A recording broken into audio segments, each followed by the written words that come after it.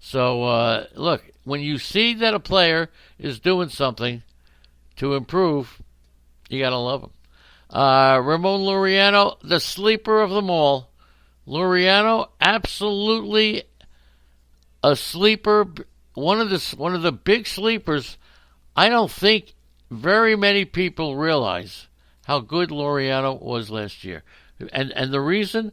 Because his defense is what he's really known for. Now take a look at his offense. 275, 20-plus home runs, and 20. He's a 20-20 guy.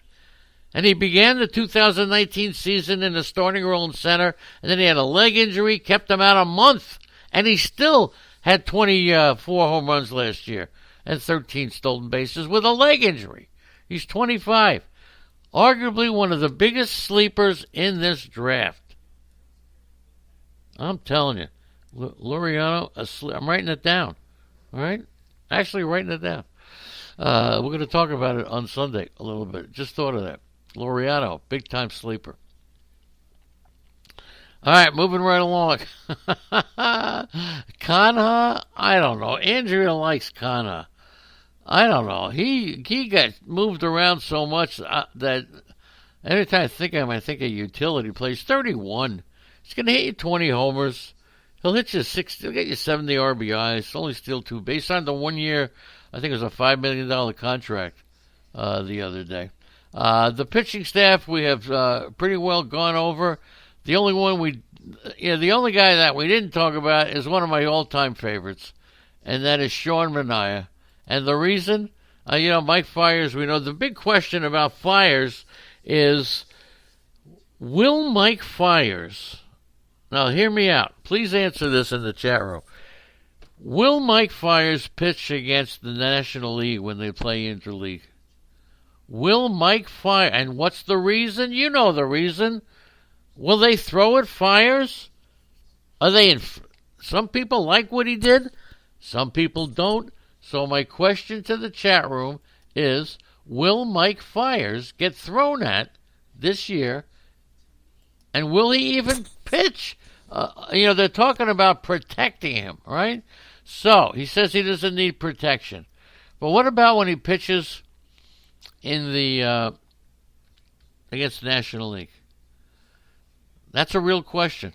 Don't be surprised if at the beginning of the season he doesn't.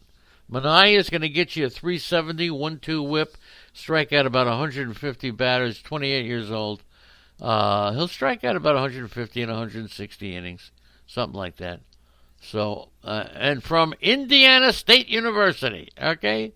Indiana agreed to a 1 year, like $4 million contract, so he avoided arbitration. And that's the way it is. I just got to go over the catcher. How come I don't? Sean Murphy, we talked about. Barreto didn't leave anybody out. Frankie Montas, remember, he was great last year, but, of course, he was suspended. He did not go down with an injury. He was suspended. So, is that good or bad? Would you rather have your player go down because of an injury that he healed up in the off season, or suspended? I got great questions for or injuries. All right, I'm writing this down. That day. All right. 3-4, 1-2, 180 strikeouts. He had a breakout season going, then he had an 80-game suspension for PEDs. So he will be without PEDs. Which do you would rather have for your pitcher? Okay, to be injured, have the problem fixed, or have a pitcher come back from a PED suspension? I think the PED suspension is not that great, okay? All right, so there you go, Zach Gallen, Mitchell Harston. Thank you so much, guys. We really appreciate everything. Donkey Oki has made it in.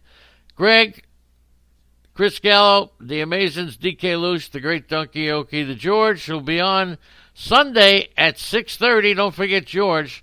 You got Malpal, you got the Itch, you got the Mitchell Harston, Rotorius, SP Fan, Timothy My Hooker, Traveler, Unoli Toledo. We sent you something in your Facebook Messenger, and we sent you an email. Not an email, a message.